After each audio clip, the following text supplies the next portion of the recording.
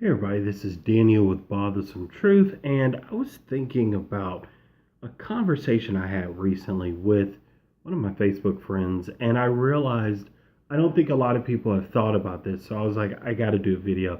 I may not talk about this all the time, but I just feel like this needs to be said about why a vote for a third party candidate carries more weight than you think and might actually carry more weight than a vote for one of the big two candidates. Okay, so let me explain because this depends on the state that you live in and the context. This calculus we're doing will depend on where you live, okay? And I'm going to talk about when you live in a state like mine, Georgia, versus a battleground state. So, okay, I live in Georgia, okay, Atlanta. So typically this state goes to the Republicans, okay? Typically what they call a red state. Now, people think it may be turning purple and blue. We'll see. But in my mind, this is still a red state, okay? So when the polls come and I go to vote, I have a choice of candidates. And I see Trump, I see Hillary. You could write in Jill Stein's name. I'm not voting for Gary Johnson. No offense. It's just I don't support him as a candidate. So I look at these three options, and I've kind of already made my decision, but I'm just going to put three here for the sake of the discussion. Now, let me explain my thought process on why I'm most likely voting for Jill Stein, besides her platform. Just the calculus involved in voting for her. Okay, so let's say I vote for Trump. And again, I could be wrong on this, so I want to hear your thoughts. Let's say I vote for Trump, okay, which I'm not, but let's say I did. And Hillary won the state, okay? Because of the Electoral College, this is a race to 270 Electoral College votes. So if I vote for Trump and Hillary wins the state, she gets those Electoral College votes. So in a sense, my vote only really counts except in the popular vote, okay? But it still counts whoever gets the 271st. Now let's say I vote for Hillary, okay? And then let's say Trump wins the state, which is what I think is going to happen because it's a red state. I could be wrong, but I think the state's going to go Trump. If I vote for Hillary and the state goes Trump, then he gets the Electoral College votes for the state of Georgia. She gets my popular vote, but it's still not the same as those Electoral College votes, okay? Let's say I vote for Jill Stein. Okay, if I vote for Jill Stein, a third-party candidate would appreciate every vote they get, then not only do I help improve their chances for the next election, because every vote that they get shows how viable they are, and it shows people that the third party really and fourth party really are really are viable options going forward. Because everybody talks about how they want third parties, but then when the election comes, everybody wants to vote in the big two.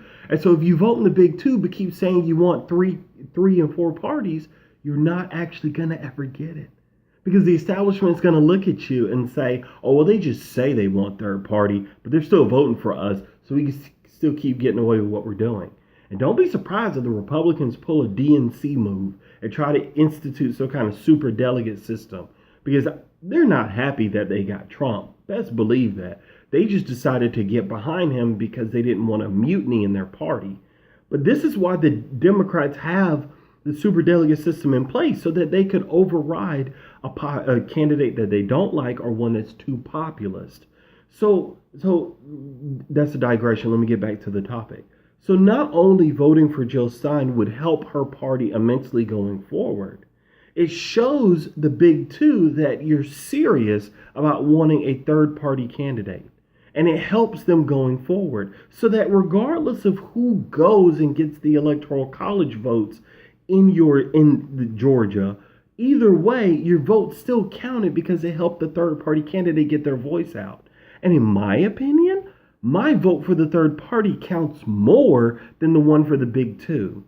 Because if I vote for Hillary, despite everything she's done when it comes to black people, despite all the positions she's flip-flopped on, despite everything with the DNC rigging the system so Bernie couldn't win, what it tells them is that I really don't mean it when I say I want revolution. Daniel, I'm not going to critique how other people vote. I'm just going to tell you that if I did it, it's basically saying I really didn't mean what I said when I said that the system needs to be revised and changed in a heartbeat.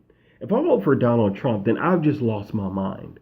because the only reasonable approach to voting Donald Trump is if you take like Emmanuel's approach and you say, well, I want to get him in office. We're going to get a progressive Congress in 2 years because everybody will be against Trump. And then in 4 years, we're going to get him out and get a progressive president along with the progressive Congress. That's the only reasonable position to take. And even then, I'm still not voting for Donald Trump. He's never held political office. I think he's a political idiot.